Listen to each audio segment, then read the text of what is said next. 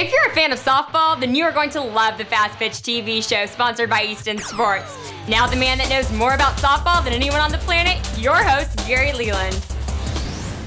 Welcome to the Fastpitch TV show. As you can see, I'm not Gary, I'm Tara, and I'm taking over as the host of the show. This is my screen test, so I hope I make the grade. I want to do this again. If you're watching us on YouTube, MySpace, Facebook, or any other video sharing website, please check out our website at fastpitch.tv. It's a place where you can find all of our past episodes and keep you up with all of our future episodes. I would also like to thank our sponsor, Easton Sports. The truth is, there's a difference. The difference is Easton. If you would like to check out their website, eastonsoftball.com. This week I'm bringing you another show from the Triple Threat Softball Camp. This may be the last show from the camp as I think we're out of footage. If you are not familiar with the camp, go to triplethreatsoftball.com and check out their website. The camp is conducted by 3 former Olympians, Lowe, Cat Osterman, and Kelly Kretschman. The ladies allowed the Fastpitch TV show to come spend the day at their camp in McKinney, Texas. After every camp, there's a Q&A session. A couple of episodes ago, I brought you the part of the Q&A session where the kids ask the questions. This week, I'm bringing you the second half of the Q&A where the parents ask the questions. So let's go and see the Q&A with Caitlin, Kat, and Kelly. Yeah, and parents, if you have any questions too, we can open that up as well. Can I do one last question? Anybody? Yes.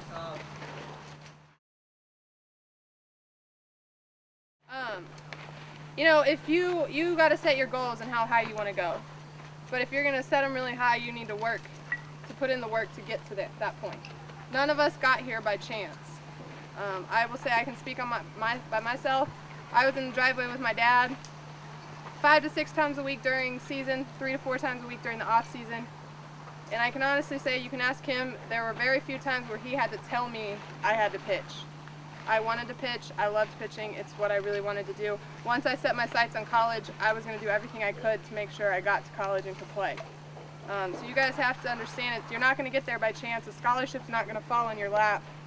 You have to work every day, at even the basics, to be able to take that next step to the next level. And I was talking to pitchers today about, and it doesn't mean that every day I go pitch for an hour. Some days I only pitch for 15 minutes, but when I'm pitching for 15 minutes, it's all out and I'm doing everything correctly like I need to do. So it's just being able to find the time, but if you love it that much, do it. And if you don't, then maybe it's a chance to reevaluate and see where you really want to go. But you definitely have to put in the effort to get the rewards at the end. And you have to realize also, you get better when you're practicing, okay? Games are fun, and I would absolutely love to just go play games instead of practice. But when you get better is when you push yourself in the everyday reps. There's nowhere where you can go out and get 100 ground balls. You're not going to get that in the game. You're going to get better when you get all of your repetitions. And I talked about that when we were throwing today, because how many people came in here knowing that they could throw a ball? Everybody, right? But could we do it properly? And the huge thing we did in college is probably the first hour and a half of practice every single day were mechanics. They were throwing mechanics, ground ball mechanics, how to catch a fly ball mechanics.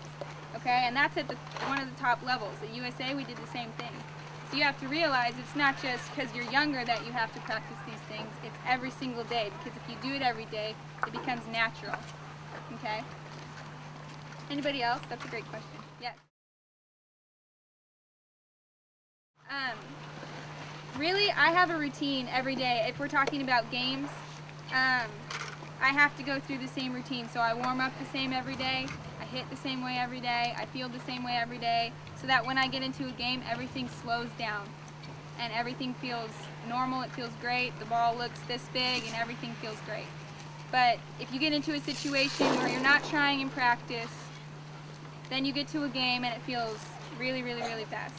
Okay, that's when you're freaking out and you don't exactly know what's going on. But for me, it's doing all my workouts, giving 100%, and if I've done everything that I could possibly do at that point to be the best, then you should be in a great place mentally.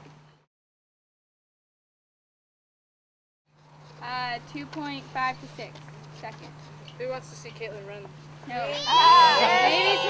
Maybe tomorrow. If I'm pitching tomorrow, you can for sure run tomorrow. I gotta get cleats. She has to stretch. I don't even bring my cleats. Too, like when you go out and you put on a USA uniform, you have to realize that you have the biggest target on your back that out of any team in the entire world, out of Japan, China, everyone. So every single team is going to bring their A game every single time. So if you're not prepared for one day, at that one, hour and a half, if you're not prepared, someone can beat you. It doesn't matter who it is. If you don't have your game, it's kind of like what Kelly talked about. If we don't, we're playing against ourselves. So if we're not ready mentally and we come in there and we're flat or we didn't feel great in practice, that's when we allow teams to kind of walk all over us. Or maybe it's a close game and it shouldn't be a close game. So as far as other people getting better, yes, absolutely. I think the college game and the international game are, both that way. We see colleges that used to be dominated by, one conference or a couple conferences, and now you have everybody across the country just dominating in college. And I think that internationally, you could see we have, a lot tougher games now than I think we used to. It used to be like 2 or 3 teams that would challenge us, and now it kind of has broadened. So that's great for the game of softball, though.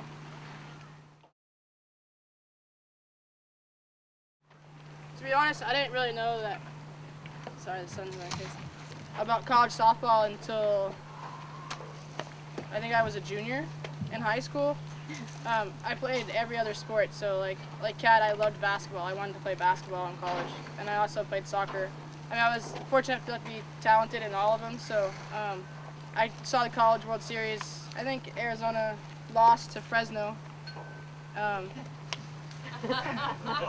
Laura Berg would be really happy right now. And that kind of got me excited about it and wanting to play. I always realized that I was better in that sport, but as far as knowing about it, back then it wasn't so extreme as it is now. I mean, it's all over the TV now. College softball. Mine was about 14, 15. But the other thing to remember right now is the recruiting process has sped up a lot more. When I was in school, we still took all 5 of our visits. I decided October of my senior year where I was going to school. And now I'm obviously on the other side of it and being forced to watch.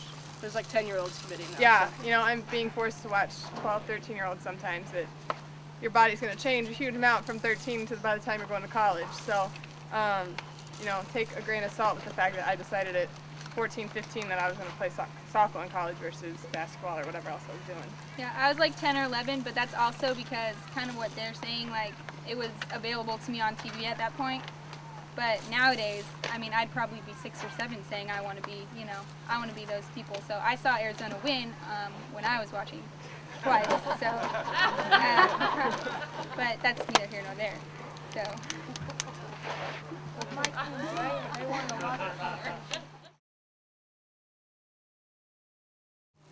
Truthfully, it has to be the same all the time.